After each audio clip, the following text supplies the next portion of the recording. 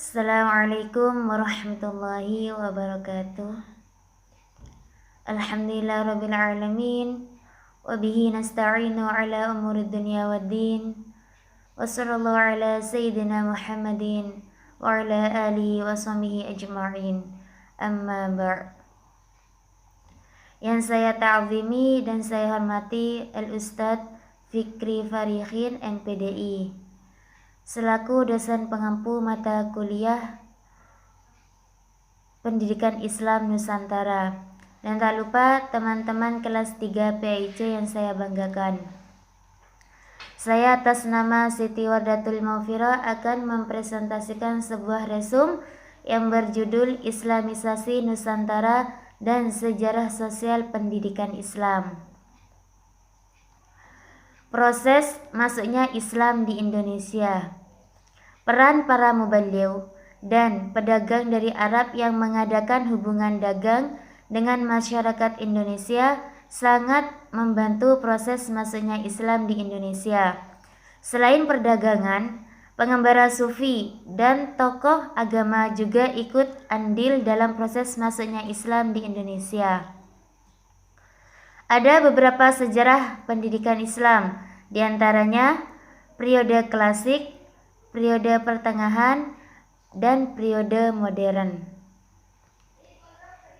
Islam membawa kemajuan dan kecerdasan serta dapat merubah kehidupan sosial budaya dan tradisi keagamaan masyarakat Indonesia.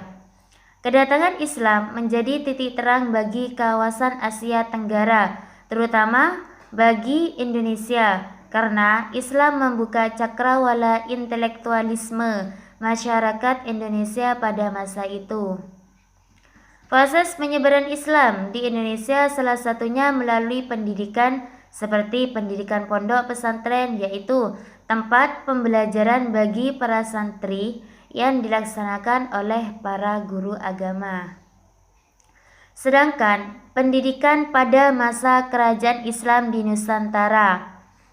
Proses pendidikan Islam di Nusantara telah diselenggarakan pada masa kerajaan Islam pertama di Nusantara, yaitu Perlak. Proses pendidikan Nusantara selain dilaksanakan di Pulau Sumatera, juga diselenggarakan di Pulau Jawa yang dilaksanakan oleh para wali songo. Sedangkan penjajahan ketika di zaman Belanda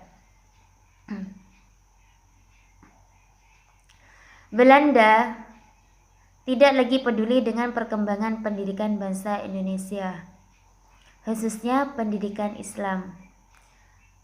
Hal ini disebabkan oleh ketakutan Belanda terhadap Islam dan semboyan penjajahan Belanda, Good, Gospel, dan Glory. Good yang berarti kekayaan. Dalam hal ini ingin menguasai kekayaan negeri yang dijajahnya. Sedangkan Gospel yang berarti agama. Berarti penjajahan Belanda mempunyai misi kristenisasi di Indonesia. Sedangkan Glory yang bermakna kejayaan, yang bertujuan ingin mengembalikan Eropa di masa lampau dengan cara menguasai negeri pertiwi dengan penjajahannya. Sedangkan Belanda membuat kebijakan yang dapat merugikan pendidikan Islam. Salah satunya yang pertama, membatasi para ulama dalam pengajaran Islam. Sedangkan yang kedua, penutupan sekolah atau madrasah yang tidak mempunyai izin dari pemerintah Belanda.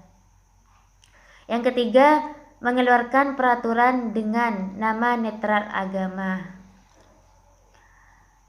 Ketika penjajahan di masa Jepang, berbeda lagi ketika zaman penjajahan Jepang yang mempunyai kebijakan untuk menarik simpati bangsa Indonesia, yaitu yang pertama, memberikan bantuan ke pondok pesantren, kantor urusan agama. Yang kedua, pemuda Islam diberikan latihan dasar kemiliteran. Sedangkan yang ketiga, memberi izin berdirinya sekolah tinggi. Yang keempat, memberikan dana Ki Haji Hashim Asy'ari. Semua kebijakan Jepang tersebut sepertinya menguntungkan bangsa Indonesia. Namun, di balik semua itu demi kepentingan Jepang sendiri untuk menghadapi sekutu.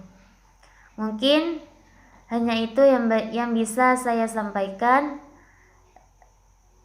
Assalamualaikum warahmatullahi wabarakatuh.